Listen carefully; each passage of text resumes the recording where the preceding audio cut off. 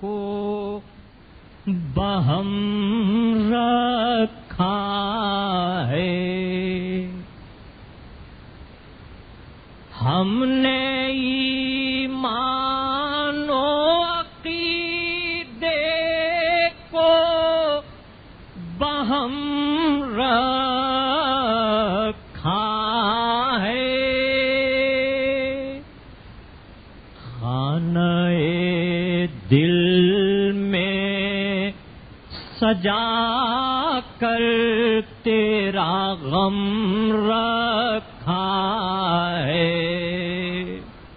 خانہ دل میں سجا کر تیرا غم رکھا ہے، سنگ دل ہو نہیں سکتے ہیں عزادار حسین، سنگ دل ہو نہیں سکتے ہیں عزادار حسین،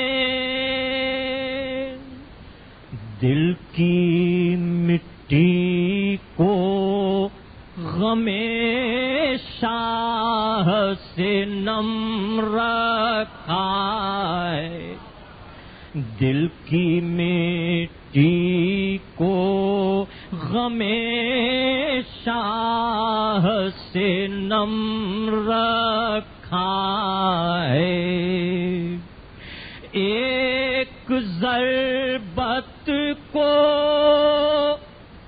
عبادت کی سند حاصل ہے، ایک ضربت کو عبادت کی سند حاصل ہے، ایک سجدے نے عبادت کا بھرم رکھا ہے، ایک ضربت کو عبادت کی سند حاصل ہے،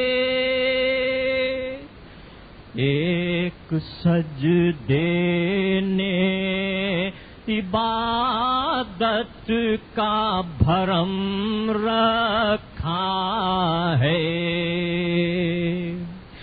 سر نہیں رکھا ہے دہلیز پہ تیری شبیر، سر نہیں رکھا ہے دہلیز پہ تیری شبیر، حر نے دروازے جنت پہ قدم رکھا ہے، حر نے دروازے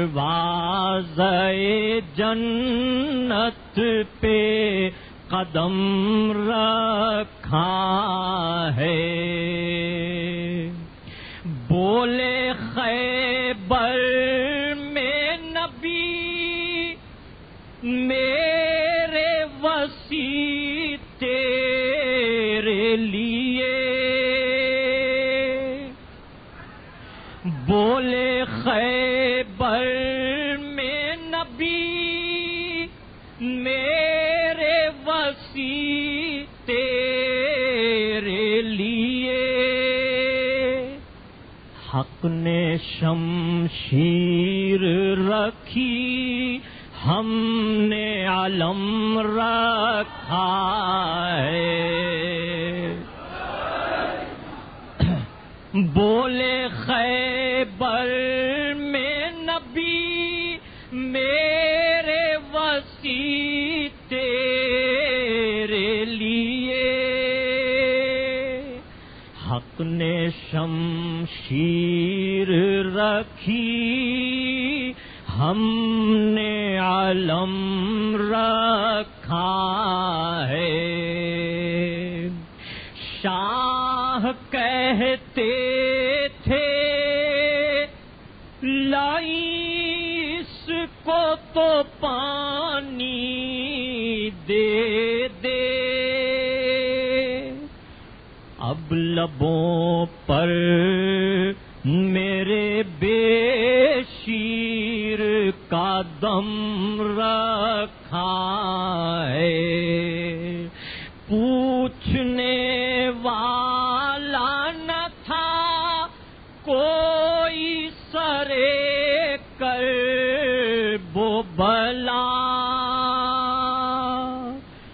کیوں روا آل محمد پہ ستم رکھا ہے ہم نے ایمان و عقیدے کو بہم رکھا ہے خانہ دل میں سجا کر تیرا غم رکھا ہے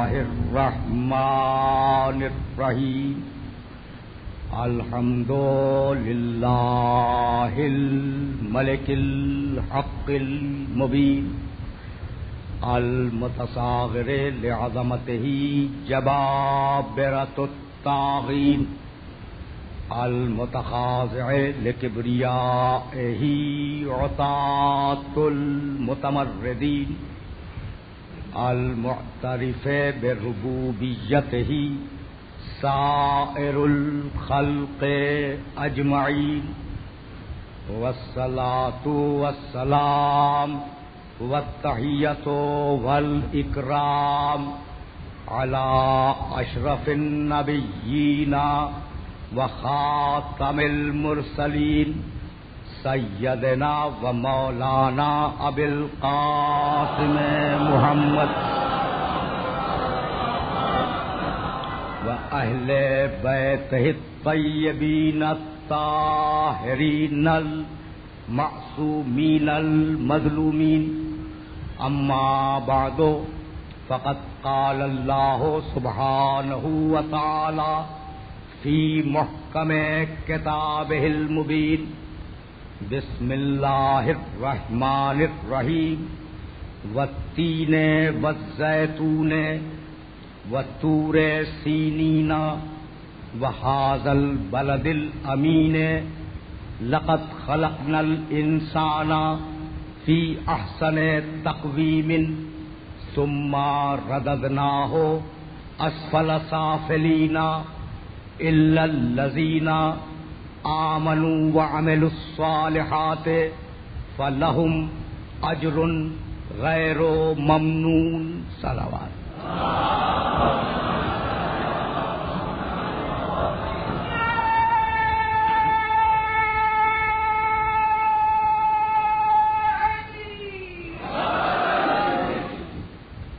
عزیزان محترم 5 شبوں پر مشتمل اس سلسلہ گفتگو کے لیے سرنامہ کلام میں 30ویں پارے کے ایک انتہائی مشہور سورہ کی ابتدائی چند آیتوں کی تلاوت کا شرف حاصل کیا گیا.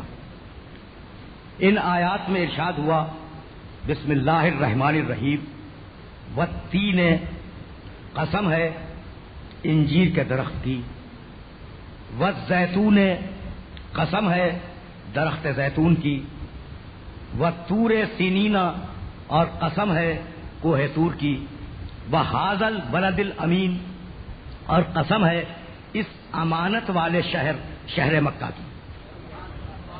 انجیر کی قسم زیتون کی قسم کوہ طور کی قسم شہر مکہ کی قسم. لقد خلقنا الانسان فی احسن تقویم، ہم نے انسان کو بہترین شکل، بہترین صورت اور بہترین کیمیاوی عناصر کے ساتھ خلق کیا. ثم رددناہ اسفل سافلین، اور پھر ہم ہی نے انسان کو انتہائی پستیوں کی طرف دھکیل دیا.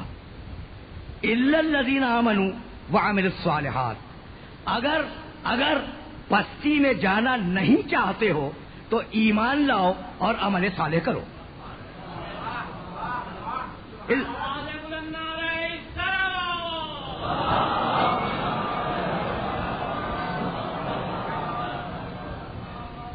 الا الذین آمنوا وعملوا الصالحات، وہ لوگ جو ایمان لائے اور جنہوں نے عمل صالح کیا، ہم انہیں پستیوں میں نہیں جانے دیں گے. فلہم اجر غیر ممنون، انہیں ہم مسلسل اجر دیتے رہیں گے، دائمی اجر دیتے رہیں گے، انقطاع اور رکاوٹ کے بغیر ہم انہیں اجر عطا کرتے رہیں گے. تو فلاح کی ضمانت فقط دو چیزوں پر ہے. اب ظاہر ہے کہ مجھے آپ کے 5 گھنٹے لینے ہیں، اور ان 5 گھنٹوں کا یہ پہلا گھنٹہ ہے، اور پہلے گھنٹے کی یہ تمہیدی الفاظ ہیں، بلکہ پوری تقریر تمہید کے اوپر ہے. ذرا توجہات مت بھول رہے ہیں.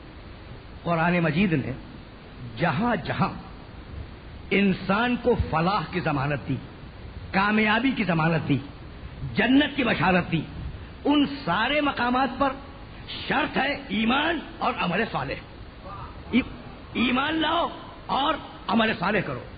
آج سے ہزاروں برس قبل ایک معاشرہ تھا ایران میں، اور اس معاشرے میں کہا یہ جاتا ہے کہ ایک نبی مبعوث ہوا جس کا نام تھا زرتشت، مشہور نبی. اچھا، کنٹروورشل ہے یہ مسئلہ کہ وہ نبی تھے یا نہیں تھے، لیکن بہرحال کہا یہ جاتا ہے. پوری نبوت کا خلاصہ 3 لفظ تھے، اور آج کے مفکرین کا کہنا یہ ہے کہ اگر ان 3 لفظوں پہ عمل ہو جائے تو کوئی سبب نہیں ہے کہ اس انسان کا اخلاق سدھر نہ جائے. یعنی 6000 سال پرانا فلسفہ اپنے سننے والوں کی خدمت پیش کر رہا ہوں. پندار نیک، اچھی بات سوچو، گفتار نیک، اچھی بات کہو، کردار نیک، اچھا کام کرو. اب واقعہ یہ ہے کہ پوری معاشرت کا خلاصہ 3 جملے: پندار نیک، صحیح سوچو، اچھی بات سوچو، گفتار نیک، اچھی بات کہو، کردار نیک، اچھا کام انجام دو. تو بھائی آج کے مشہور ترین یورپ کے مفکرین، ان کا خیال یہ ہے کہ اگر ان 3 باتوں پہ عمل کر لیا جائے تو پوری انسانیت کے پرابلمز ختم ہو جائیں گے. پوری انسانیت کے مسائل حل ہو جائیں گے. اب میں واپس جا رہا ہوں. الا الذین آمنوا وعملوا الصالحات، ایمان لاؤ. بھائی بات سچ ہے، بہت توجہ رکھیے گا. انسان اگر اچھی بات کہے تو یقیناً دوسرے کو اچھی محسوس ہوگی اور اختلافات کم ہوں گے. لیکن اچھی بات کہنے کے لیے اچھی سوچ کا ہونا ضروری ہے. اچھی بات کہنے کے لیے اچھی سوچ کا ہونا ضروری ہے، اور اچھی سوچ آ نہیں سکتی جب تک دل میں ایمان نہ ہو. بس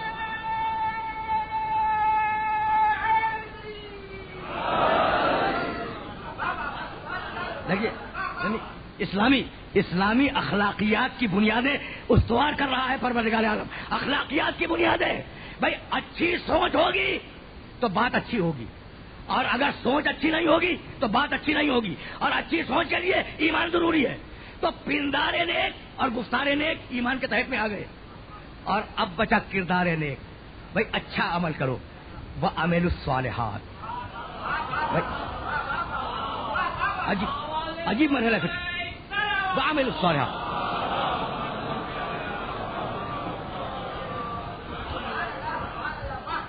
اب یہ اسلام کے اخلاقیات، اور اسلام کے اخلاقیات سے مجھے آگے جانا ہے انہی آیات مبارکہ کی روشنی میں.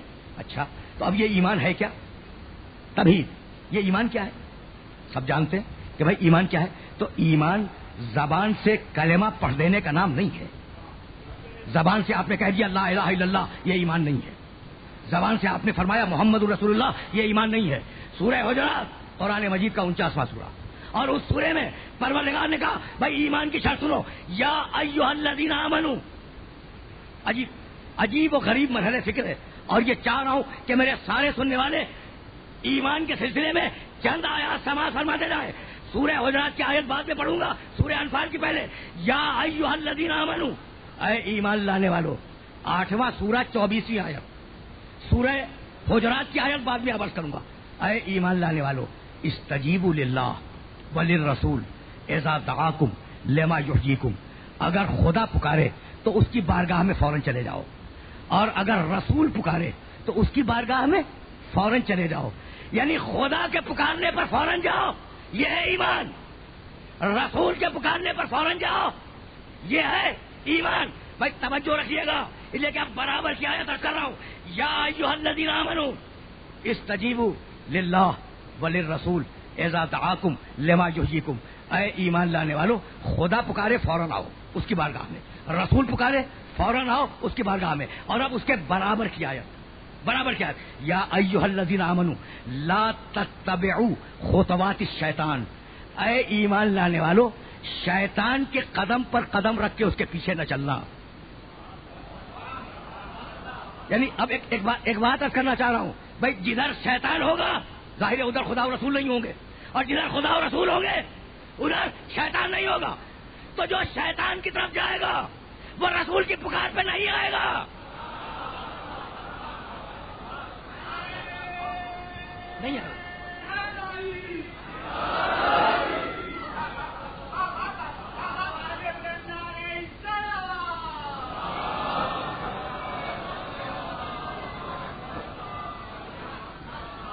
اب درمیان میں ایک جملہ آ گیا تو اس جملے کو عرض کرتا جاؤں، مجھے واپس جانا ہے سورہ حجرات کی آیت کی طرف۔ بھائی آیت کیا ہے؟ یا ایھا الذین آمنو لا تتبعوا خطوات الشیطان، اے ایمان لانے والو، جمع کا صیغہ ہے، سب کو خطاب کیا ہے نا، سب کو خطاب کیا، اے ایمان لانے والو، خبردار شیطان کے بھٹکائے میں نہ آ جانا۔ شیاطین نہیں ہے، شیطان ایک، تو ایک ہے، ایک، اور اللہ ڈرا رہا ہے اس ایک سے سارے ایمان لانے والوں کو۔ اب سارے ایمان لانے والے کیا گلشن اقبال میں رہتے ہیں؟ سوال ہے، بھائی توجہ رکھیے گا، اس لیے کہ کسی فکر تک اپنے سننے والوں کو لے کے جاؤں گا۔ اللہ نے کیا کہا؟ اے سارے ایمان لانے والوں، اے سارے ایمان لانے والوں، کس سے بچنا؟ شیطان سے، ہے نا؟ تو شیطان ہے ایک، اور بچنا ہے سارے ایمان لانے والوں کو۔ اور سارے ایمان لانے والے گلشن اقبال میں نہیں رہتے، اور محلوں میں بھی رہتے ہیں، اور سارے ایمان لانے والے فقط کراچی میں نہیں رہتے، اور شہروں میں بھی رہتے ہیں، اور سارے ایمان لانے والے فقط پاکستان میں نہیں رہتے، اور ملکوں میں رہتے ہیں۔ تو ہر ایک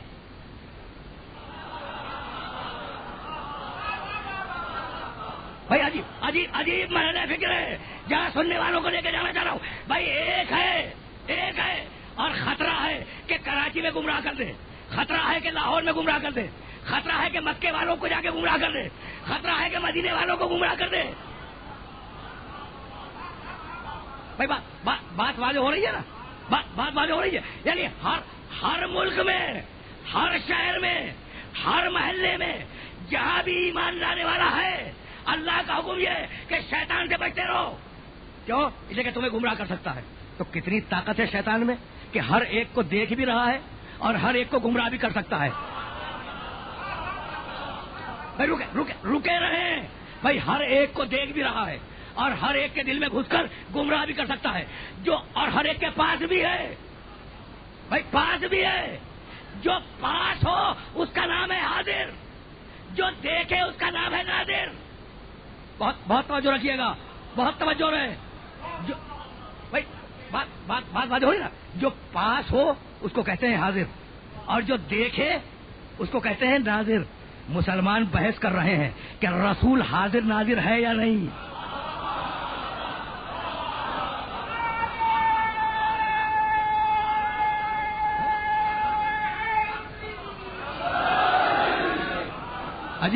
عجیب ہے۔ یعنی اب میں جملہ کروں، مسلمان بحث کر رہے ہیں کہ محمد رسول اللہ حاضر ناظر ہے یا نہیں، اور ابلیس سے ہر مسلمان ڈرا ہوا ہے، تو محمد پر ایمان کم ہے، ابلیس پہ ایمان زیادہ ہے. سیدھی بات ہے.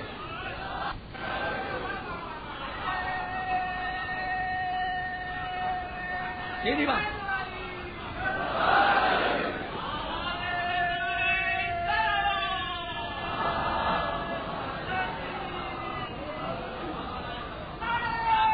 عجیب مسئلہ ہے.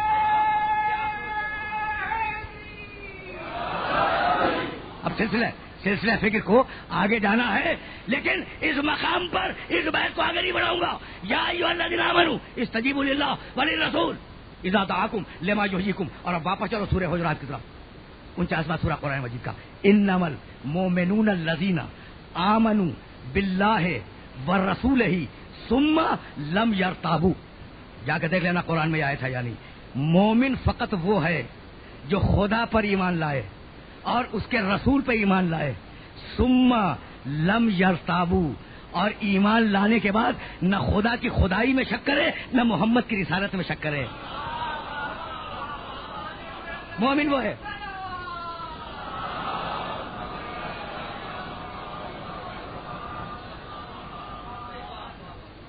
بھائی بات تو بات ہو رہی ہے نا بھائی.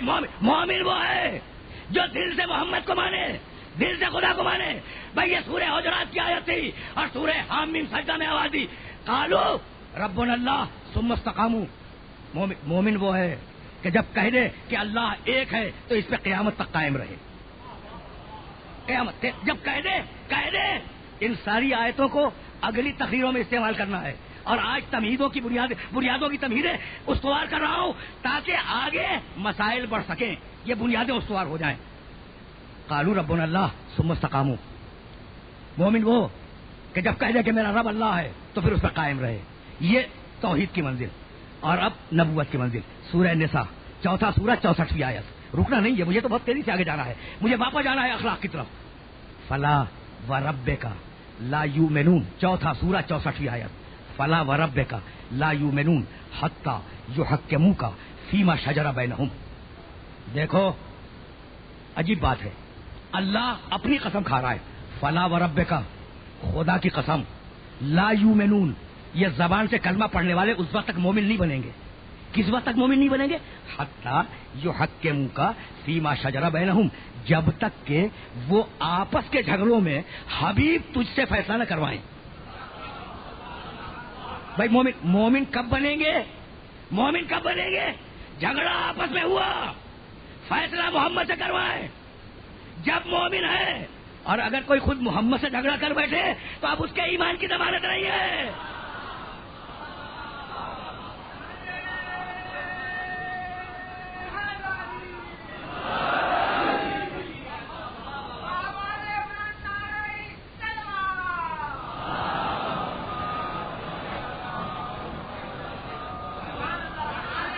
بس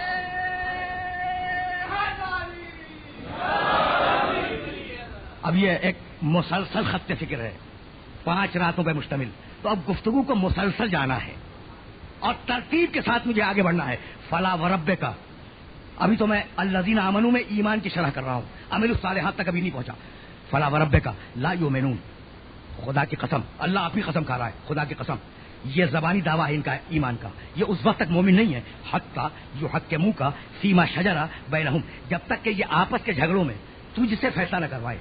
اچھا تو اب آپس کے جھگڑوں میں رسول سے فیصلہ کروا لیا، اب کہہ دے کہ مومن ہے؟ کہا نہیں. ثم لا یجدوا فی انفسہم حرجا مما قضیت، تجھ سے فیصلہ کروا لینے کے بعد ان کے دل میں تیرے فیصلے کی طرف سے کوئی شبہ پیدا نہ ہو.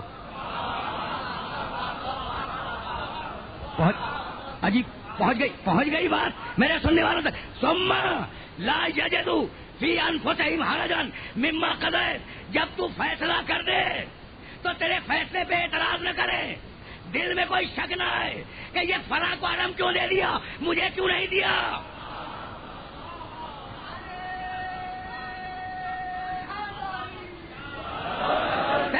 تیرے فیصلے پر دل میں شبہ نہ پیدا ہو کہ فلاں زوجہ کو کیوں زیادہ چاہتے ہیں، مجھے زیادہ کیوں نہیں چاہتے. بس سیدھی آسان بات ہے. رسالت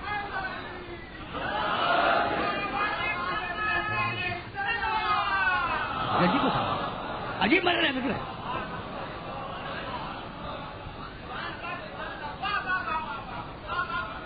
بھائی عجیب مرحلہ فکر ہے. ابھی میں نے آیت مکمل نہیں کی اور اب آیت کو مکمل کروں گا، لیکن مکمل کرنے سے قبل عرض کر دوں کہ کل اور پرسوں سوسائٹی میں تقریر کرتے ہوئے میں نے یہ جملہ عرض کیا کہ لہو اسلم من فی السماوات والارض. اسلام کے معنی ہے اللہ کی اطاعت کرنا، اللہ کے آگے اپنے سر کو جھکا دینا. تو اسلام کے معنی اللہ کے آگے سر کو جھکا دینا. توجہات مبذول رہے، یہ ہے اسلام. اسلام خدا کے آگے جھک جاؤ. بھائی بہت توجہ رہے. اور اب میں پھر واپس گیا آیت کی طرف. فلا وربک لا یؤمنون حتی یحکموک فیما شجر بینہم ثم لا یجدوا فی انفسہم حرجا مما قضیت ویسلموا تسلیما. اور تیری ہر بات پر سر تسلیم کو خم کر دے. خدا کے آگے جھکنے کا نام ہے اسلام، محمد کے آگے جھکنے کا نام ہے تسلیم.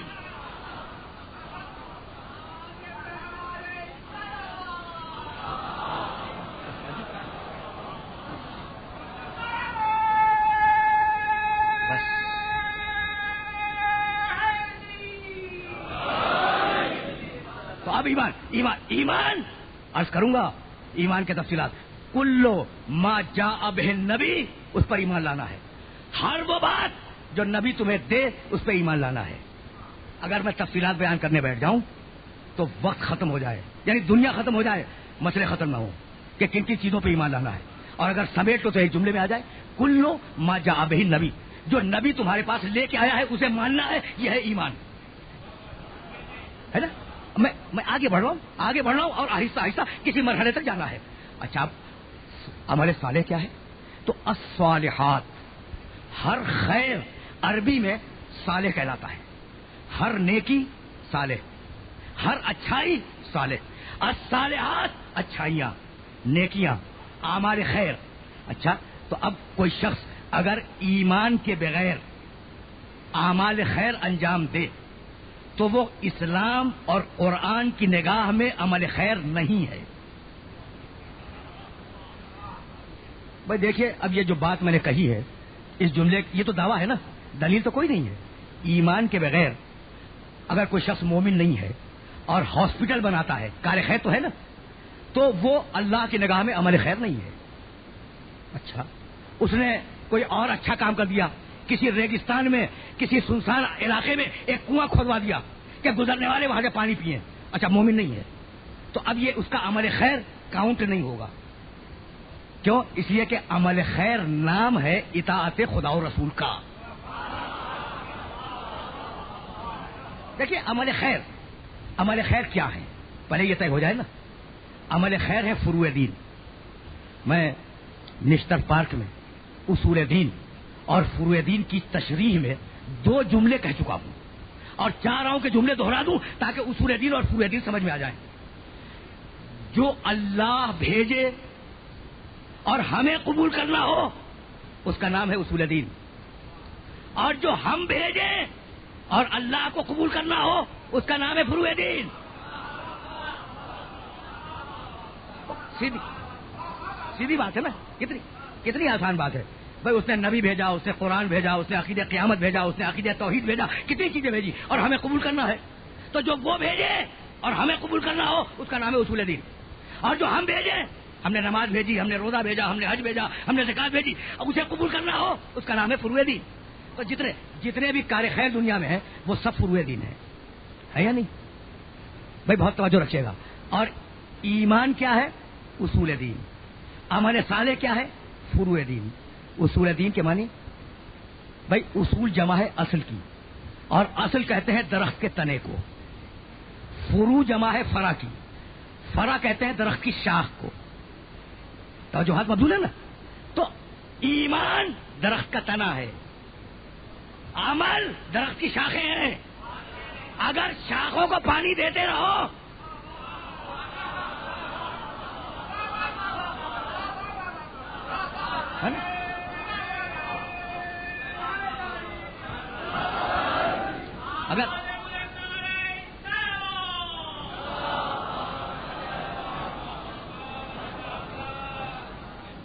اگر شاخوں کو پانی دیتے رہو اور تنے کی طرف سے غافل ہو جاؤ تو درخت سوکھ جائے گا. اس لیے ضروری ہے کہ ہر الصالحات کی بیک گراؤنڈ میں ایمان موجود ہو. بھائی بات واضح ہو گئی نا. تو اب ایمان اور عمل صالح جہاں جمع ہو جائے اسی کا نام ہے اخلاق. بھائی میں دین پہ تو بعد میں آؤں گا, ابھی تو میں اخلاق پہ رکا ہوا ہوں. گفتار نیک, پندار نیک, کردار نیک, اس سے بہتر اخلاقیات ممکن نہیں ہے.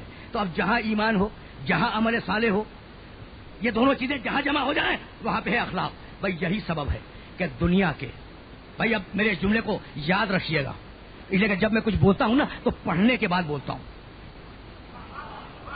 جب بھی میں کچھ کہوں تو پڑھنے کے بعد کہنے کا قائل ہوں اور کہنے کا عادی ہوں. دنیا کے کسی قانون میں اخلاق قانون کا جز نہیں ہے سوائے اسلام کے. دنیا کے کسی قانون میں اخلاقیات قانون کا جز نہیں ہے سوائے اسلام کے. اور عجیب بات ہے بھائی, اسلام میں اور دنیاوی قانون میں فرق سن لو. دنیاوی قانون میں اگر قانون شکنی کرو تو سزا ملے گی, لیکن اگر قانون کی پابندی کرو تو جزا نہیں ملے گی.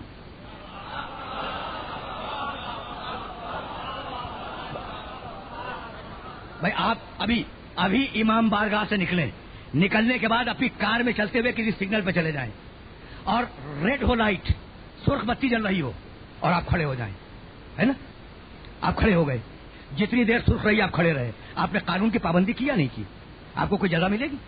کچھ نہیں ملے گا. اور اگر آپ نے قانون شکنی کی اور ریڈ لائٹ کو توڑتے ہوئے نکل گئے فوراً سزا مل جائے گی. تو بھائی یہ عدل کے خلاف ہے کہ پابندی کی جزا نہ ملے اور شکنی کی سزا مل جائے. اور اللہ قانون بنانے والا ایسا جو ہے عدل, تو آپ قانون شکنی پہ سزا بھی ملے گی اور اطاعت قانون پہ جزا بھی ملے گی. بس عجیب ہے قانون.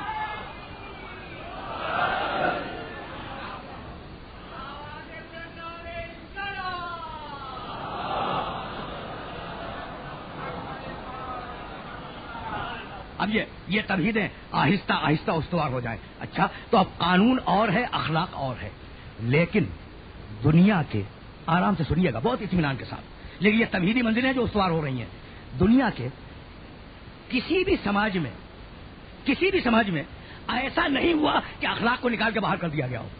جاہلیت کا سماج ہو, افریقہ کے جنگلوں کا سماج ہو, اخلاق رہا ہر جگہ.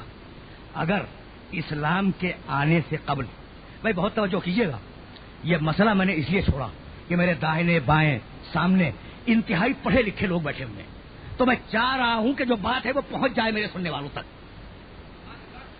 اسلام کے آنے سے قبل جو دور تھا اس دور کا نام ہے جاہلیت, ہے نا. اچھا اب جاہلیت ہے تو سب کچھ کرتے رہو, نہیں, وہاں بھی اخلاق تھا. اگر جاہلیت میں اخلاق کوئی چیز نہ ہوتی تو حاتم کی سخاوت کا چرچا نہ ہوتا. بھائی ہے یا نہیں, ہے نا, ہے. حاتم اسلام سے پہلے, حاتم طائی اسلام سے پہلے کا سخی ہے اور اشعار بھرے ہوئے ہیں اس کی تعریف میں. عمر ابن عبد ود جو جنگ خندق میں آیا تھا علی ابن ابی طالب کے مقابلے پر, اس کی بہادری کا چرچا نہ ہوتا. تو شجاعت بھی ایک اخلاقی صفت ہے, سخاوت بھی ایک اخلاقی صفت ہے, اور یہ دونوں اسلام سے قبل موجود تھی اور دونوں ریکگنائز بھی کی جاتی تھی. طے ہو گئی نا بات کہ اخلاق اسلام کے آنے سے قبل بھی تھا. تو اب اسلام نے کون سا سرخاب کا پر لگا دیا اخلاق میں؟ بھائی یہی عرض کرنا چاہ رہا ہوں اور یہی میری تقریر کا محصل ہے. بھائی سخاوت تو پہلے بھی تھی, بہادری پہلے بھی تھی. حاتم اسلام سے پہلے کا سخی ہے تو سخی تو تھا. عمر ابن عبد ود اسلام سے پہلے کا بہادر ہے, اگرچہ اسلام کے بعد تک زندہ رہا. 5 ہجری میں جنگ خندق میں مارا گیا علی کے ہاتھوں, لیکن تھا تو نا اسلام سے پہلے کا. تو بہادری پہلے موجود, سخاوت پہلے موجود. تو کون سا سرخاب کا پر لگا دیا اسلام نے شجاعت میں اور سخاوت میں, اور کون سا تیر مار دیا اسلام نے؟ تو بھائی اس کو سمجھنے کے لیے ضروری ہے کہ یہ دیکھو کہ کس قوم کا فلسفہ اخلاق کیا ہے. بات ذرا میں نے سطح عمومی سے بلند کر دی, لیکن مشکل نہیں کی ہے. بہت آسان ہے. یعنی میں کہنا یہ چاہ رہا ہوں، آسان لفظوں میں عرض کر دوں تاکہ میرے نوجوان دوستوں تک بات پہنچ جائے. میں کہنا یہ چاہ رہا ہوں کہ حاتم کے پاس ایک گھوڑا تھا نا، اور مہمان آ گیا، اس اکیلے گھوڑے کو اس نے کاٹ کے کھلا دیا. بھائی یہ جو سخاوت اس میں آئی، اس سخاوت کا سبب کیا تھا؟ یعنی بیک گراؤنڈ میں، پس منظر میں اس کا فلسفہ کیا تھا؟ تو اب اپنی زبان سے اگر کہوں تو آپ کہنے کہ بھائی بنا کے جوڑ دیا. حاتم طائی صرف سخی نہیں تھا، شاعر بھی تھا، اور اس کا دیوان بھی قاہرہ سے چھپ چکا ہے. اور اب میں حاتم کا ایک شعر اپنے سنانے والوں کو، اپنے سننے والوں کو سنانا چاہ رہا ہوں. حاتم کا ایک شعر. لقد، حاتم طائی سخی ہے. کیوں سخی ہے؟ اس کا شعر سنیں.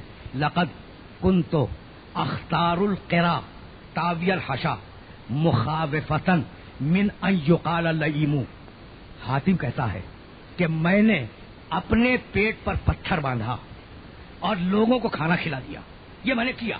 میں کیا بھی ایسا ہی اس نے. حاتم تو لیجنڈ ہے نا، ایک کردار ہے مثالی. لقد کنت اختار القرا تاوی الحشا، میں نے اپنے پیٹ پہ پتھر باندھا، میں بھوکا رہا، میں نے دوسروں کو کھانا کھلا دیا. کیوں؟ مخاوفتن من ان یقال لئیم، اس ڈر سے کہ لوگ مجھے کہیں کنجوس نہ کہنا شروع کر دیں. اتنا بڑا سخی اور اتنا چھوٹا فلسفہ. بھائی توجہ رکھیے گا. بھائی کتنا بڑا سخی ہے اور فلسفہ کتنا ذلیل ہے کہ فقط کنجوسی کے تانے سے ڈر کر سخاوت کر رہا ہے. تو یہ ہے غیر اسلام کی سخاوت، اور وہ ہے اسلام کی سخاوت. یہ کہہ کے روٹیاں دی، انما نطعمکم لوجہ اللہ لا نرید منکم جزاء ولا شکورا.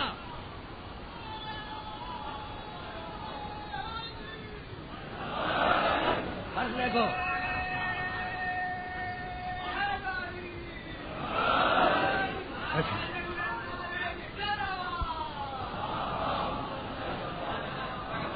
نہیں عجیب عجیب عجیب عجیب مسائل ہیں، عجیب مسائل ہیں اور عجیب مراحل ہیں. بھائی جب روٹیاں دی تھی نا مسکین یتیم اسیر کو، تو یہی تو کہہ کے دی نا کہ انما نطعمکم لوجہ اللہ، ہم جو روٹیاں دے رہے ہیں اللہ کے لیے، نہ تم سے بدلہ چاہیے نہ شکریہ چاہیے. تو یہ ہے سخاوت کا فلسفہ. بھائی توجہات مبذول ہے نا. بھائی اس طریقے سے اسلام کو سمجھنے کی ضرورت ہے. اور میں بار بار عرض کر رہا ہوں کہ تمہیدی منزلیں استوار ہو رہی ہیں. اچھا تو اب حاتم کی سخاوت کے پیچھے کیا نکلا؟ کنجوسی کا تانا. یہی ہے نا. حاتم اتنا بڑا سخی، بیک گراؤنڈ، کنجوسی کے تانے سے ڈر گیا، گھوڑا کاٹ کے کھلا دیا. اور اب عمر ابن عبدود کی شجاعت، بہت بڑا بہادر تھا، اس میں کوئی شک و شبہ نہیں کہ مرحب سے بڑا بہادر ہے. اور اتنا بڑا بہادر تھا کہ ہر جنگ میں جب بہادر ایک دوسرے کے مقابل آتے تھے تو رجس پڑھا کرتے تھے کہ میں فلاں بن فلاں ہوں، میں نے اتنی جنگیں لڑی، میں فلاں قبیلے سے ہوں، اور اپنے فضائل بیان کرتا تھا. اس کا نام تھا عربی زبان میں رجس. یہ عمر ابن عبدود اتنا بڑا بہادر تھا کہ اس نے میدان میں آنے کے بعد رجس نہیں پڑھا، اپنا تعارف نہیں کرایا، اپنی شان کے خلاف سمجھا. مجھے تو سب جانتے ہیں نا، اب مجھے تعارف کرانے کی کیا ضرورت ہے؟ تو میں نے کسی موقع پر یہ جملہ عرض کیا تھا کہ بھائی اسے رجس پڑھنے کی ضرورت بھی نہیں تھی، اس لیے کہ اس کی طرف سے بہت سے لوگ خیمے رسول میں بیٹھے ہوئے رجس پڑھ رہے تھے.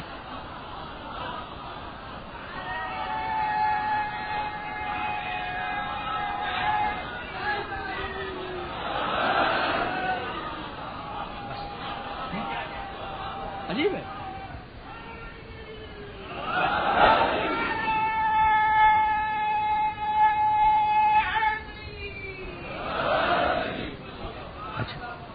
اچھا اب دیکھیے اسلام کا فلسفہ اخلاق. اب جنگ خندق تو بیان نہیں کرنی ہے نا. امر آیا اور رسول نے کہا من لہو، ہے کوئی اس کے مقابلے پہ جانے والا؟ اب رد و بدل ہوئی جملوں کی، وہ سارے جملے میں نے درمیان سے چھوڑے، علی مقابلے پہ آئے. اور علی نے آنے کے بعد سب سے پہلی جو بات اسے کہا اسلام لیا؟ کہا نہیں. اسلام لیا؟ کہا نہیں. کہا پلٹ جا، واپس پلٹ جا. کہا اگر پلٹ جاؤں گا تو عرب کی عورتیں مجھ پہ ہنسیں گی.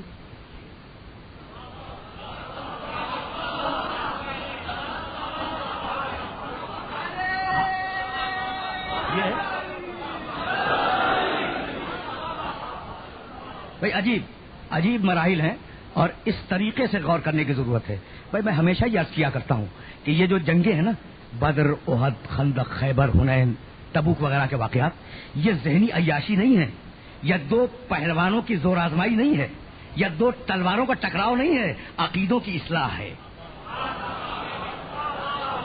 ان جنگوں میں عقیدوں کی اصلاح ہے۔ کہا اسلام لا، اسلام لا، کہا اسلام نہیں لاؤں گا۔ کہا اچھا تو واپس پلٹ جا۔ کہا اگر پلٹ جاؤں گا تو عرب کی عورتیں ہنسیں گی۔ کہا اچھا پھر اب لڑ لے۔ تو کب کہا لڑ لے علی نے؟ پہلے کہا اسلام لا، کہا کہ نہیں لاؤں گا۔ کہا کہ پلٹ جا، کہا کہ نہیں پلٹوں گا۔ تو اب اسلام میں جنگ کی حد بندی ہو گئی کہ جو اسلام نہ لائے اور پلٹنے پہ بھی آمادہ نہ ہو، تلوار اس کے مقابلے پہ کھینچے گی۔ اسے ذہن میں رکھیے گا۔ عجیب ہے، عجیب ہے۔ اب جنگ کی حد بندی سمجھ میں آ گئی کہ جو اسلام نہ لائے اور پلٹنے کے لیے بھی تیار نہ ہو، پلٹنے کے لیے بھی تیار نہ ہو، اب اسے جنگ ہوگی۔ پلٹ جا، کہا نہیں، عرب کی عورتیں مجھ پہ ہنسیں گی۔ اتنا بڑا بہادر کہ میدان میں آ کے رجت نہیں پہنچتا، اور اس کی بہادری کے پس منظر میں نکلا کیا؟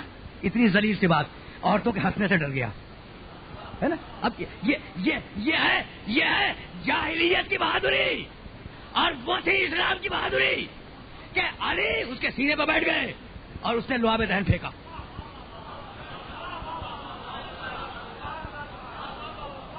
یہ ہے اسلام کی بہادری۔ بھائی اسلام کی بہادری، علی نے اسے گرایا، تلواروں کا رد و بدل ہوا، 70 ضربیں لگی۔ اچھا عمر زخمی ہوا، وہ گرا اور علی اس کے سینے پہ بیٹھ گئے اور چاہ رہے ہیں کہ اس کی گردن کاٹ دیں۔ بھائی بہت توجہ رکھیے گا، خندق بیان نہیں کر رہا ہوں، اسلام کے اخلاقیات بیان کر رہا ہوں۔ چاہ رہے ہیں کہ گردن کاٹیں۔ اس نے ایک مرتبہ علی کے منہ پہ لعاب دہن پھینکا، یعنی میں نے بہت ہی شستہ اور شائستہ ممبر کے مطابق جملہ عرض کیا، لیکن یہ جو بچہ بیٹھا ہوا ہے نا، یہ نہیں سمجھے گا کہ علی کے چہرے اقدس پر لعاب دہن پھینکا کیا مانی؟ علی کے منہ پہ تھوک دیا، نعوذ باللہ من ذالک۔ یہ بچے کو سمجھانے کے لیے عرض کر رہا ہوں۔ علی اتر آئے۔ بھائی کیوں اترے؟ کہا کہیں ایسا نہ ہو، بھائی توجہ رہے، کہیں ایسا نہ ہو کہ جہاد ہے عبادت میں نفس شامل ہو جائے۔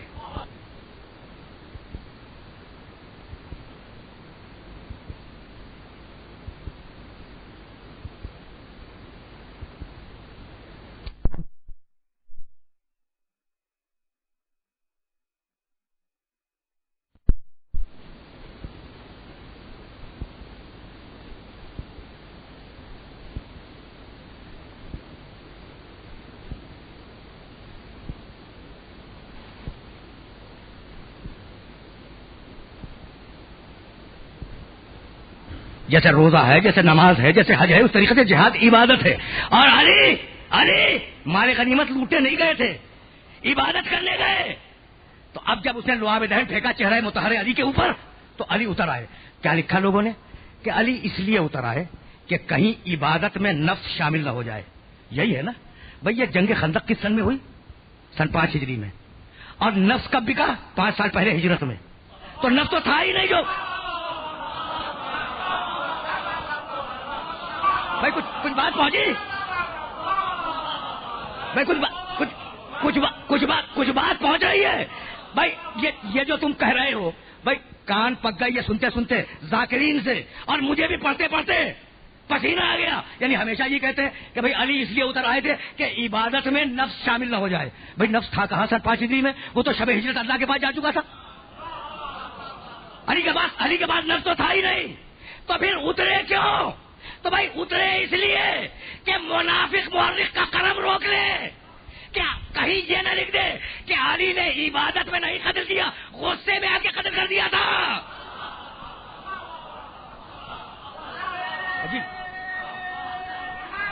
عجیب باتیں پہنچ رہی ہیں نا۔ اچھا تو اب یہ ہے ایک اخلاق کا معیار کہ جو کام کرو وہ اللہ کے لیے۔ یہ ٹیم ورک ہے ایمان کا، عمل صالح کا۔ اگر ایمان ہے تو عمل صالح ہوگا، اور اگر ایمان نہیں ہے تو عمل صالح نہیں ہوگا۔ جو کام کرو اللہ کی مرضی کے لیے کرو۔ بہت توجہات مبذول رہے ہیں، اس لیے کہ اب یہیں سے مجھے آگے بڑھنا ہے۔ جتنے انبیاء آئے وہ اخلاق کی تعلیم کے لیے آئے، لیکن میرا نبی جب آیا تو وہ اخلاق کی تعلیم کے لیے نہیں آیا۔ اگر یہ میسج پہنچ گیا تو میری محنت سوارت ہو گئی۔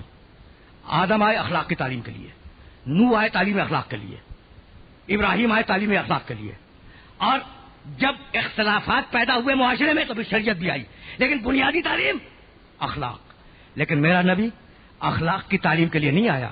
میرے نبی نے کہا، اور بلا اختلاف فرقہ محدثین نے میرے رسول کی اس روایت کو نقل کیا، بعثت لأتمم مکارم الاخلاق.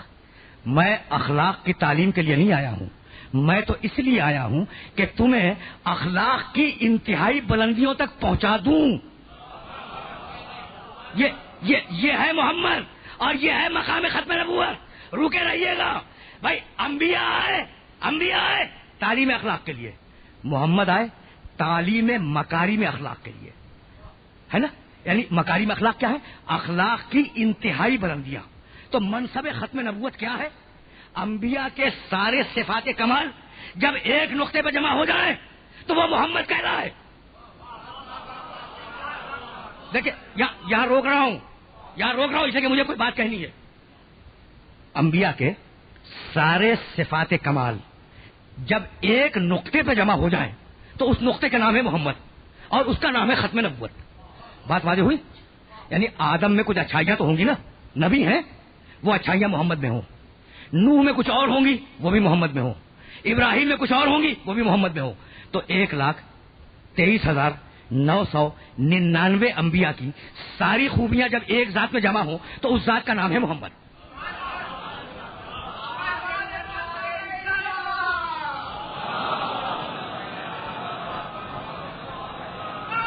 بس عجیب.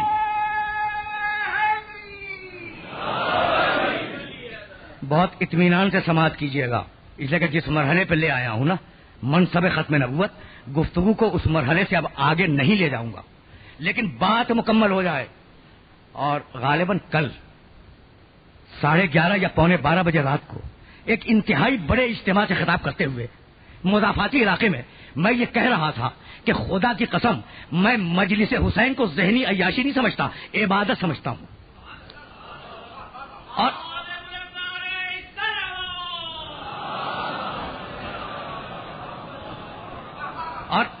مجلس حسین میری نگاہ میں ایک دستگاہ ہے.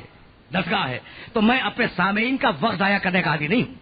تو اب جو بات کہنے جا رہا ہوں وہ پوری توجہ کے ساتھ محسوس کریں جب میں آگے بڑھوں. بے ختم نبوت کیا ہے؟ آدم کی اچھی صفت محمد میں، نوح کی اچھی صفت محمد میں، ابراہیم کی اچھی صفت محمد میں، موسیٰ کی اچھی صفت محمد میں، عیسیٰ کی اچھی صفت محمد میں.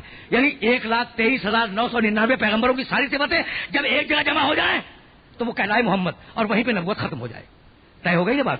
اب جاؤ ایک کتاب کا حوالہ دے رہا ہوں اور اس میں دیکھنا.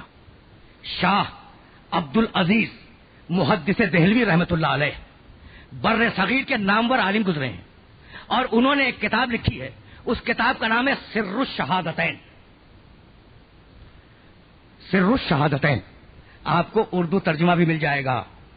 اس ملک میں 12 چھپا ہے، اصل بھی چھپی ہے اور اس کا اردو ترجمہ بھی 12 چھپا ہے.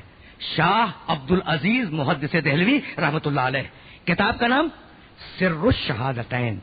اس میں انہوں نے منصب ختم نبوت پر بحث کرتے ہوئے یہ لکھا ہے کہ جو کچھ پچھلے انبیاء میں تھا کمال اخلاق وہ سب رسول میں ہے.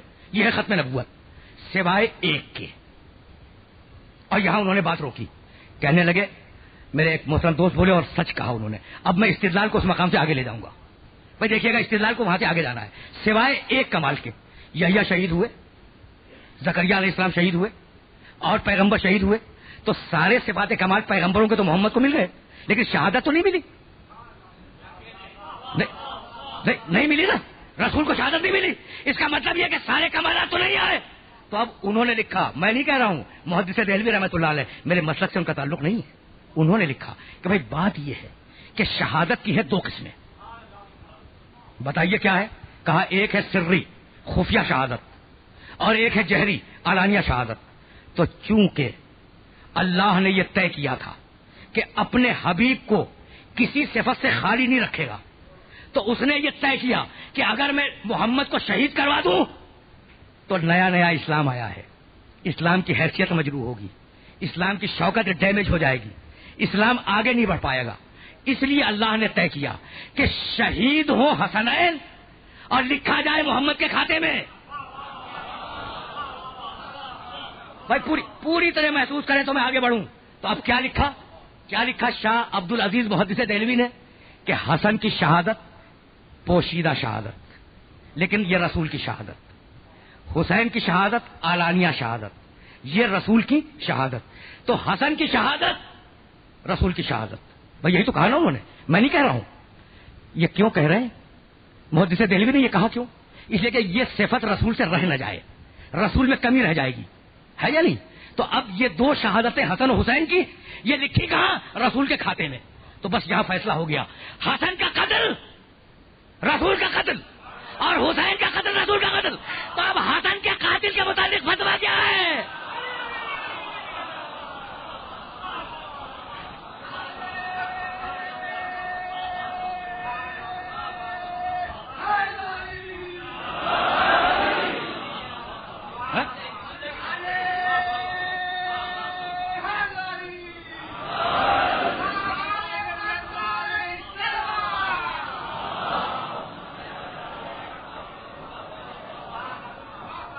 بھائی یہ جو پوری تھیوری تھی نا، یہ میری تھیوری نہیں ہے، یہ نظریہ میرا نہیں ہے، یہ نظریہ محدث دہلوی رحمۃ اللہ علیہ کا ہے کہ حسن کا قتل محمد کا قتل، حسین کا قتل محمد کا قتل. تو جب یہ مان رہے ہو تو پھر یہ بھی مانو کہ حسن کا قاتل محمد کا قاتل، حسین کا قاتل محمد کا قاتل. اور اب میں ایک قدم اور آگے بڑھتا ہوں. بھائی تم نے طے کیا ہے، میں نے نہیں، کہ انبیاء میں جو صفتیں ہوں وہ محمد میں ضرور ہوں. تو نوح نے طویل عمر پائی،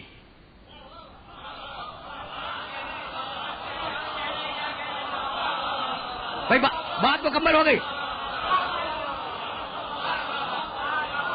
بھائی بات مکمل ہو گئی. نوح نے طول عمر پائی، عیسیٰ نے غیبت پائی. تو اب محمد کا ایک بیٹا مانو جو طویل عمر بھی اور غیبت میں بھی ہو.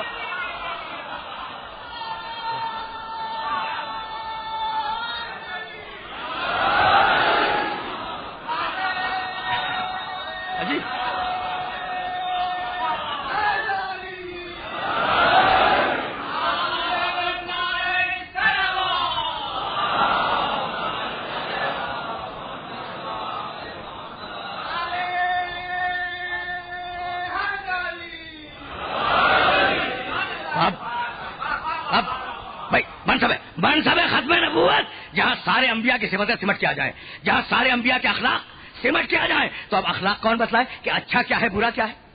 بھائی زندگی کو گزارنا ہے تو گزارنا ہے یہ سوچ کر کہ یہ اچھا ہے یہ برا ہے. اور اگر یہ سوچے بغیر گزارا تو حیوانیت کی زندگی ہے، انسانیت کی نہیں ہے نا. تو اب کیسے معلوم کریں کہ اچھا کیا ہے، کیسے معلوم کریں کہ برا کیا ہے؟ اس لیے کہ بہت سی باتیں بری ہوتی ہیں لیکن ہمیں اچھی لگتی ہیں، اور بہت سی باتیں اچھی ہوتی ہیں اور ہمیں بری لگتی ہیں. قرآن کتب علیکم القتال وہو کرہ لکم، مسلمانوں سے کہہ رہا ہے، اس زمانے کے مسلمانوں سے، کہ ہم نے تم پر جہاد کو واجب کر دیا اور ہم جانتے ہیں کہ یہ تمہیں بہت ناپسند ہے. تو اگر دین تمہاری پسند یا ناپسند پہ بنتا تو جہاد واجب نہ ہوتا، فرار واجب ہوتا.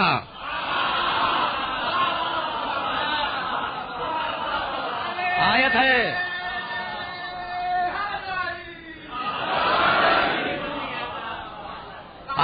آیت ہے کوتبہ علیکم القتال. یہ کوتبہ علیکم بھی ذہن میں رہے، اگلی تقریر میں کہیں کام آئے گا. کوتبہ علیکم القتال وہو کرہ لکم، ہم نے تم پر جہاد کو واجب کر دیا اور ہم جانتے ہیں کہ تمہیں اس جہاد سے بڑی کراہت آتی ہے. تو تمہاری پسند اور ناپسند معیار نہیں ہے، اس کی پسند اور ناپسند معیار ہے. تو وہ تم تک نہ آئے تم اس تک نہ جاؤ. تو اب اس کی پسند و ناپسند پہنچے تو کیسے؟ یہیں سے وسیلہ معین ہوا. بڑے اطمینان سے جا رہا ہوں تاکہ یہ تمہیدیں آج مکمل ہو جائیں اور پھر گفتگو آگے بڑھ جائے. یہیں سے وسیلہ مکمل ہوا. تو اب کسی کو بھیجوں گا جسے وہ پسند کرے اسے پسند کرنا، جسے ناپسند کرے اسے ناپسند کرنا. یعنی دیکھو ایک بات عرض کرتا چلوں، تمہارا بزرگ اگر تم سے کسی بات کو کہے تو تمہیں حق ہے کہ چیک کرو کہ یہ بات اچھی ہے یا بری ہے. اگر اچھی ہے عمل کرو، اگر بری ہے منع کر دو. ذرا اور واضح کر دوں، دیکھیے ماں باپ کی اطاعت اور اس کی اہمیت کیا ہے. جماعت سے نماز پڑھنا مستحب ہے. اب یوں تو نماز واجب ہے نا، لیکن جماعت سے پڑھنا مستحب ہے. لیکن اگر باپ کہہ دے، آرڈر کر دے بیٹے کو کہ تجھے جماعت سے نماز پڑھنی ہوگی، تو وہ مستحب واجب ہو جائے گا. یہ فقہ جعفری میں لکھا ہوا ہے اور مختلف فقہ اسلامی کی کتابوں میں لکھا ہوا ہے کہ یہ ہے باپ کی اطاعت کا زور. کتنی طاقت ہے باپ کی کہ مستحب کو واجب بنا دے. یعنی یہ باپ کی قوت ہے کہ مستحب کو واجب بنا دے. لیکن اسی باپ نے کہا گھر کا خرچہ نہیں چل رہا ہے، چوری کر کے لاؤ، تو اب یہ حرام ہی رہے گا، یہ جائز نہیں ہوگا. تو مستحب واجب بنے گا لیکن حرام ہی رہے گا. تو اگر باپ کچھ کہے تو دیکھنا ہے کہ اچھا کہہ رہا ہے یا برا، اور اگر محمد کچھ کہے تو نہیں دیکھنا، جو کہے گا وہ اچھا ہوگا، جسے روکے گا وہ برا ہوگا.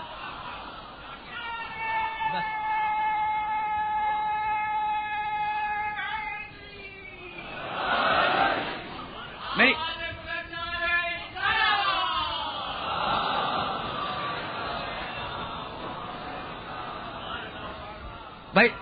اب میں اپنے سارے محترم سننے والوں سے ایک سوال کرنا چاہ رہا ہوں.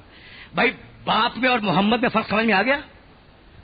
باپ مستحب کو واجب کر سکتا ہے لیکن حرام کو جائز نہیں کر سکتا، اور محمد جسے کہے کہ کرو وہ اچھا ہے، جسے کہے کہ نہ کرو وہ برا ہے. یعنی محمد معیار ہے اچھائی کا اور برائی کا، باپ معیار نہیں ہے نا. تو جب تمہارے باپ محمد جیسے نہ بن سکے،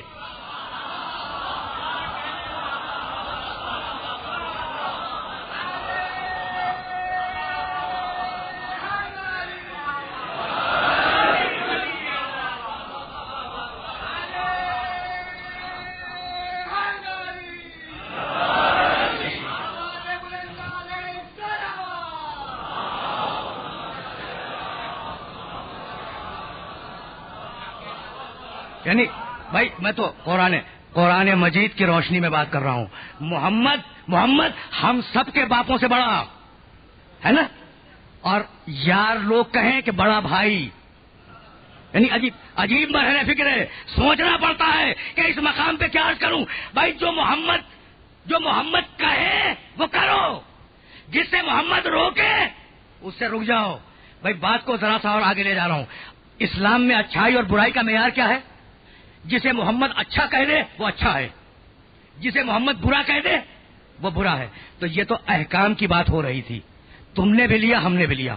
جسے محمد نے اچھا کہا اچھا سمجھ کے لے لیا، جسے محمد نے برا کہا برا سمجھ کے چھوڑ دیا.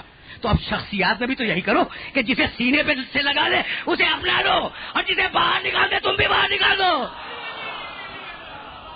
بس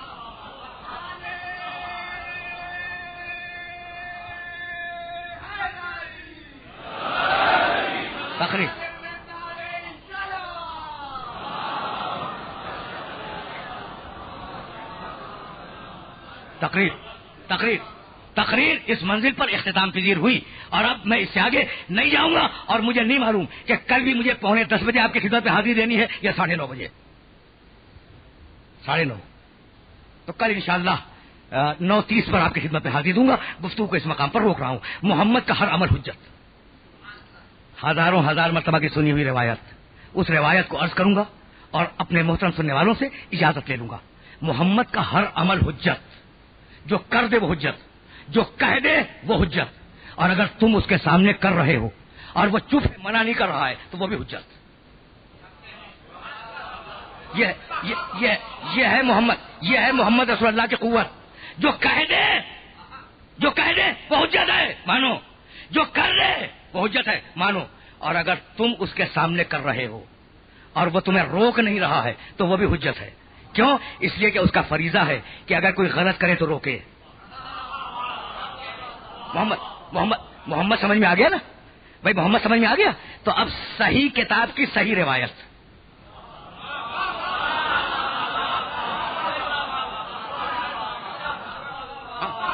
اب دیکھیں مسئلہ یہ ہے کہ ضروری نہیں ہے کہ اگر کتاب صحیح ہو تو روایت بھی صحیح ہو، ہے نا. لیکن روایت کے تیور سے لگتا ہے کہ صحیح ہے. اور روایت میرے محترم سننے والوں نے بارہا سنی ہوگی اور بس اسی مقام پر روک رہا ہوں اپنے سننے والوں کو. یعنی وہ روایت اتنی مرتبہ سنی ہوگی کہ اشارہ کروں گا میرے سننے والے پہنچ جائیں گے. رسول کا ساتھی ہے, رسول کی صحبت میں بیٹھ کر استفادہ کر چکا ہے, فیض صحبت کا حامل ہے.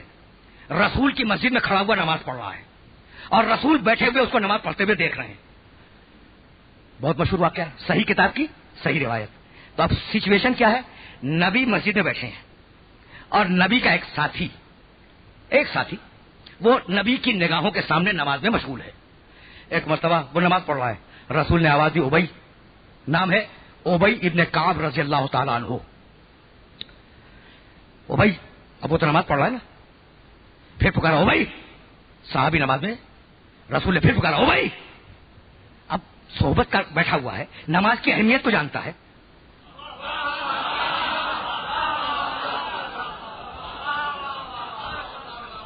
بھائی یہی فرق ہے خدا کی قسم.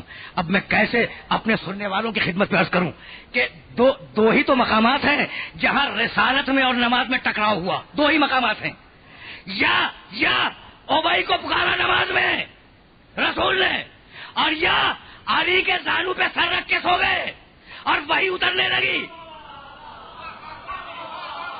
بھائی ہوا تھا یا نہیں؟ رسول اکرم نے علی کے زانو پر سر مطہر کو رکھ کے آرام فرمانے کے ارادے سے لیٹے اور وہی کا نزول شروع ہو گیا نا. اور سورج ڈوب رہا ہے. اب کبھی عرض کروں گا ڈوبتے سورج کا مسئلہ کیا تھا. سورج ڈوب رہا ہے, اب علی کیا کرے؟ اگر حضرت ابئی ابن کعب رضی اللہ تعالیٰ عنہ جیسا کوئی ہوتا تو سر کو اٹھا کے زمین پر رکھ دیتا اور نماز شروع کر دیتا. بھائی ہوتا یا نہیں؟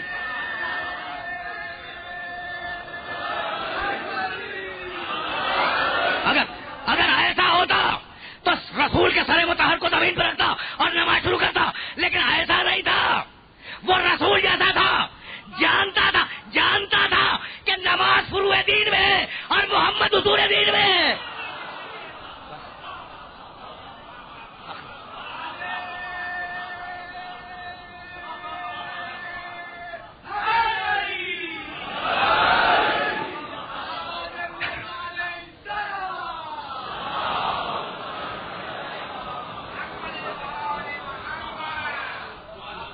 بس عزیزان محترم, 1 گھنٹہ مکمل ہونے میں کل 2 منٹ باقی ہیں, 2 دقیقے, اور بات کو بہت تیزی کے ساتھ اختتام پذیر کرنا چاہ رہا ہوں. بھائی نماز واقعی بڑی اہم عبادت ہے, دنیا کی اہم ترین عبادت. قرآن کی تلاوت کرتے کرتے جب میں اس آیت مبارکہ پہ پہنچا تو ہل گیا تھا. آیت عرض کروں, اقیموا الصلاۃ ولا تکونوا من المشرکین. نماز پڑھو, مشرک مت بنو. یعنی قرآن کی نگاہ میں بے نمازی مشرک ہے. یہ مذاق نہیں ہے, نماز کا چھوڑ دینا مذاق نہیں ہے. لیکن اب میں کیا کروں کہ ابئی ابن کعب نماز میں اور رسول اللہ دیکھ رہے ہیں کہ نماز پڑھ رہا ہے اور پکار رہے ابئی, وہ نماز میں, پھر پکارا ابئی, اب ابئی تو نماز میں. اچھا, اب چونکہ رسول کی صحبت میں بیٹھ چکا ہے, علم ہے, پڑھا لکھا ہے, استفادہ کیا ہے نا, رسول کی آنکھیں دیکھی ہیں, صحبت میں بیٹھا ہوا ہے, تو ایک نئی ترکیب نکالی کہ اللہ کی بارگاہ میں بھی رہو اور رسول کی آواز پہ پہنچ بھی جاؤ. یا ایھا الذین آمنوا استجیبوا للہ وللرسول اذا دعاکم لما یحییکم. اگر خدا اور رسول پکارے تو فوراً لبیک کہو, لیکن دونوں ایک ہی وقت میں پکار رہے ہیں. اب اس کی بارگاہ میں رہے یا اس کی بارگاہ میں آئے؟ اب کتنی نازک سچویشن ہو گئی بھائی. تقریر ختم ہو رہی ہے اس مرحلے پر, تو اب صحابی رسول ہے, صحبت رسول کا فیض یافتہ ہے, خدا رحمت نازل کرے. انہوں نے ایک ترکیب نکالی, اور ترکیب یہ نکالی کہ انتہائی تیزی سے پڑھو اور تیزی سے پڑھ کے رسول کی بارگاہ میں آ جاؤ. خدا بھی خوش رہے, رسول بھی خوش رہے. اور اصل میں انہی دونوں کو تو خوش رکھنا ہے بھائی, اور باقی دنیا میں ہے کیا؟ خدا خوش رہے, رسول خوش رہے. تو تیزی سے نماز ختم کی اور لبیک یا رسول اللہ, رسول کی بارگاہ میں آ گئے. جیسے ہی آئے نا, لبیک یا رسول اللہ, کہا ابئی میں تمہیں پکار رہا تھا, تم نے جواب کیوں نہیں دیا؟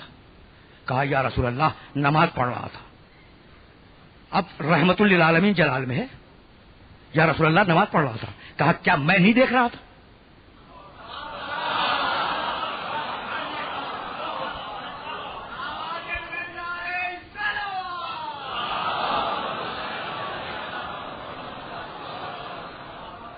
تقریر تمام ہو گئی، 60 دقیقے مکمل ہوئے، تقریر تمام ہو گئی، گفتگو انشاءاللہ کل پھر شروع ہوگی. کیا میں نہیں دیکھ رہا تھا؟ تو صحبت یافتہ تو تھے، لیکن اتنا پتہ نہیں تھا کہ اگر خدا کی بارگاہ میں بھی ہو اور محمد پکار لے تو اس بارگاہ کو چھوڑو، اس بارگاہ میں آ جاؤ. بھائی توجہ رکھیے گا، بہت توجہ رکھیے گا. لیکن اب جملہ عرض کرنا چاہ رہا ہوں، رسالہ جلال میں کیا میں نہیں دیکھ رہا تھا؟ کہا یا رسول اللہ دیکھ رہے تھے. جلال کے عالم میں پوچھا، او بھائی یہ نماز تمہیں کس نے سکھلائی؟ اب رسالہ جلال میں ہے نا، واقعہ اس منزل پہ ختم ہو گیا. اب آج تک یہ سمجھ میں نہ آیا کہ رسول نے پکارا کس لیے تھا. یعنی حدیث میں کہیں تذکرہ نہیں ہے. بھائی کہاں تو نماز میں پکار رہے، او بھائی او بھائی او بھائی، اور جب وہ نماز پوری کر کے آ گئے تو اب یہ نہیں بتاتے کہ کیوں پکارا تھا. تو اب جو میری سمجھ میں آیا وہ کل اتنی سی بات ہے بس. اور گفتگو کو میں اپنے آخری مرحلے تک پہنچا چکا. ایک جملہ عرض کروں گا اور گفتگو کو تمام کر دوں گا. یا رسول اللہ، نماز میں تھا صحابی تو پکار رہے ہو بھائی، اور جب آ گیا تو کام نہیں بتلا رہے. تو کبھی کام تو بتلا دیا کہ جو سبق تمہیں مسجد میں دیا ہے اس سبق کو احد کے میدان میں بھول نہ جانا. بات پہنچ گئی بھائی، بات پہنچ گئی نا. اگر پہنچ گئی تو میری تقریر تمام ہو گئی. جو سبق تمہیں مسجد میں دے رہا ہوں وہ میدان میں بھول نہ جانا. اگر پکاروں تو آ جانا. اور آئے ہوں گے، یقیناً لوگ آئے ہوں گے، لیکن قرآن نے کہا کہ رسول یدعوکم فی اخراکم، رسول پکار رہا تھا لیکن تم چلے گئے. تو بس خدا کی قسم عجیب بات ہے، رسول نے کہا آؤ اور نہیں آئے. سورہ آل عمران 3 سورہ قرآن مجید کا. میں شخصیتوں پر تو بات کرنے کا عادی نہیں نا، میں تو آیات قرآن پہ بات کرنے کا عادی ہوں. والرسول یدعوکم فی اخراکم، رسول تمہیں پکار رہا تھا کہ آؤ، نہیں آئے. اب یہی تو فرق ہے. رسول نے کہا آؤ، نہیں آئے، اور حسین نے شب عاشور کہا جاؤ اور نہیں گئے.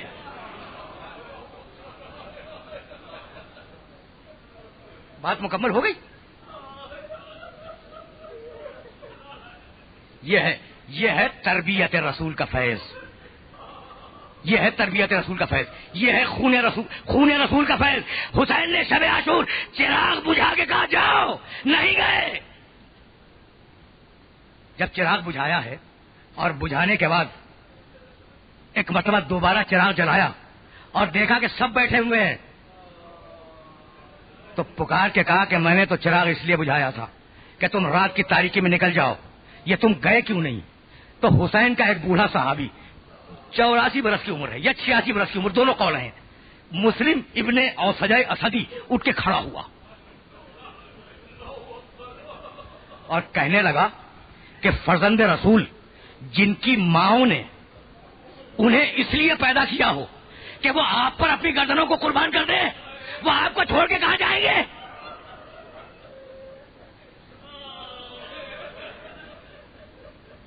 اجرکم اللہ. اب یہ حسین کے ساتھی سمجھ میں آ گئے. حسین کے ساتھی سمجھ میں آ گئے. دو ہی جملے عرض کروں گا، 2 ہی جملے تاکہ گفتگو مکمل ہو جائے اور کل گفتگو کا آغاز ہو. عاشور کی رات تھی. ہلال ابن نافع آدھی رات کے قریب حسین کا صحابی ہے جو دوسرے دن شہید ہوا کربلا کے میدان میں. ہلال ابن نافع ابن ہلال حسین کے خیمے کے دروازے کے قریب حسین کے خیمے کا پہرا دے رہا تھا اور حسین کے علم میں لائے بغیر باقی صحابہ کرام حسین کے اپنے اپنے خیموں میں یا عبادت کر رہے تھے یا اسلحوں کو چمکا رہے تھے. کوئی تلواروں کو تیز کر رہا ہے، کوئی خنجروں کو دیکھ رہا ہے، کوئی تیروں کی دیکھ بھال کر رہا ہے، سب مشغول تھے. ہلال ابن نافع خیمے کے قریب حسین کی لا علمی میں حسین کے خیمے کی حفاظت کر رہا تھا. آدھی رات کے قریب حسین نکلے اور چلے جنگل کی طرف. ہلال ابن نافع پیچھے چلا. حسین نے قدموں کی چاپ محسوس کی. اندھیرا تھا نا، اندھیرا. مڑے کہا پیچھے کون آ رہا ہے؟ کہا مولا آپ کا خادم ہلال ابن نافع. کہا ہلال کیوں میرے ساتھ کیوں آئے؟ اس نے ہاتھ جوڑ لیے. کہا مولا زمانہ ناسازگار ہے.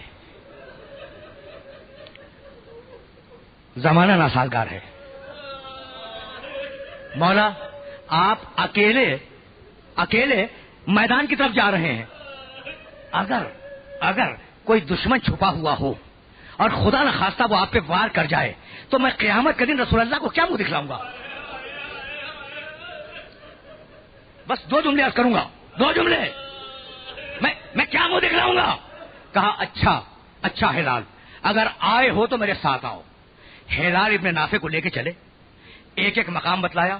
یہاں پانی مانگوں گا بچے کے لیے، یہاں عباس کے شانے کٹیں گے، یہاں قاسم گھوڑے سے زمین پہ آئے گا، یہاں اکبر گھوڑے سے زمین پہ آئے گا، یہاں میں گھوڑے سے زمین پہ آؤں گا. بتلایا. مجھے تو ایک جملہ کرنا ہے اور آپ سے اجازت لینی ہے. بتلا کے واپس ہوئے.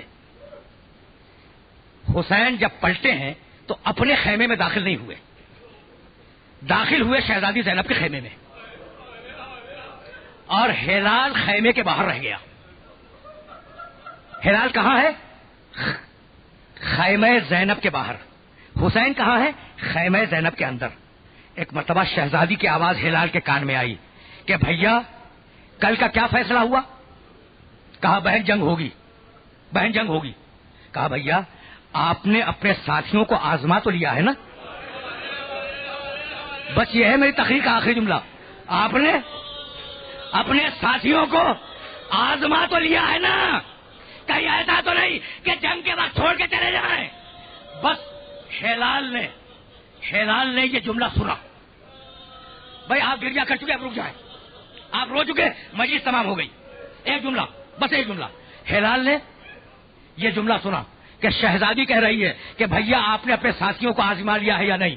ہلال نے سنا، بھاگتا ہوا آیا اصحاب حسین کے پاس. کہا کیا بیٹھے ہوئے تلواریں صاف کر رہے ہو؟